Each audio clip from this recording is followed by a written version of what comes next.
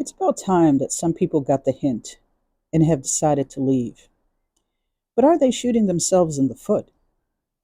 President Trump should put in his executive order that those who are deported should be barred from ever returning, not just 10 years. They should also forfeit all assets as well. Why should they be allowed to suck this country dry, go back home, live like kings, and Americans still continue to suffer? Stand up, Mr. President. This is Dark Star 44.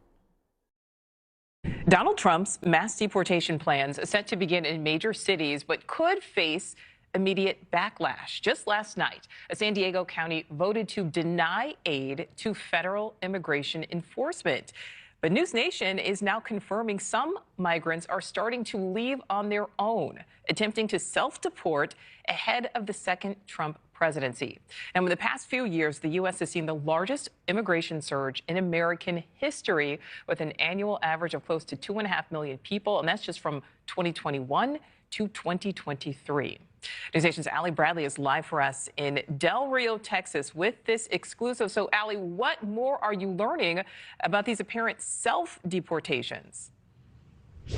Yeah, so what we're learning here, Nicole, is that migrants who are going through their asylum proceedings are actually cutting things short on their own, and they're finding ports of entry and they're trying to leave ahead of the possibility of Trump removing them. So migrants are actually finding Border Patrol agents or CBP officers, and they're asking them if they can leave. Here's the deal, though. Because those migrants are in actual legitimate proceedings, DHS really has no bearing here. They're in the court's hands right now. So all CBP can do is advise that they walk back to Mexico through a port of entry. They have that legal right to do that.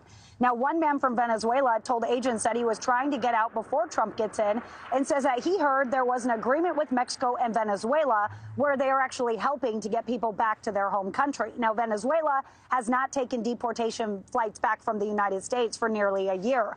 Mexico does have a better working relationship with Maduro, and that might be a possibility for this young man. Now, we called the migrant stepfather in Pennsylvania, who confirmed that the migrant went back to Mexico to continue his journey to Venezuela. Interesting here, though, because they are in proceedings already, they are not self-deporting, they are self-departing. However, an immigration attorney that we talked to says that move is essentially the same thing, and they essentially issue a deportation order against themselves when they do this, and they likely will have issues coming back in if they have a valid hearing. Take a listen. They are probably not going to be able to get back in to reapply or to start the process over. It's in many of these, asylum included, you kind of get one chance. And if you give up halfway through, you don't get to come back and ask for asylum again. You'll be put into a different type of proceeding and you won't have asylum available to you. Okay, so of course this comes as President-elect Trump is promising those mass deportations come day one. So something we'll certainly be watching for. But many of the migrants that we're talking to here, Nicole, say they are worried, they are concerned of the threat of being deported, but they are also convinced that President-elect Trump is going to go after the criminals and the people that have a final order of removal first. However, remember, Border Czar Tom Homan said no one is safe because crossing the border illegally is a crime in itself. Nicole. So, Allie, do immigration officials think that this self-deporting will potentially become more prevalent? Yeah, we would think that we would be seeing it all over the place because they would potentially get kind of a ding on their record in the future if they were deported under Trump. But what's interesting here is that immigration attorney that we talked with, she says that she doesn't believe it will be a trend, but rather migrants will move within the United States into kind of sanctuary counties like San Diego or regions where they feel like they're going to be able to be more protected.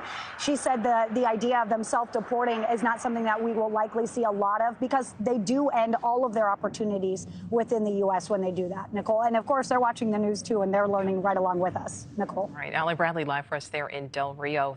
Thanks for watching. Go to joinnn.com to find News Nation on your screen. And don't forget to click the red subscribe button below to get more of News Nation's fact-driven, unbiased coverage.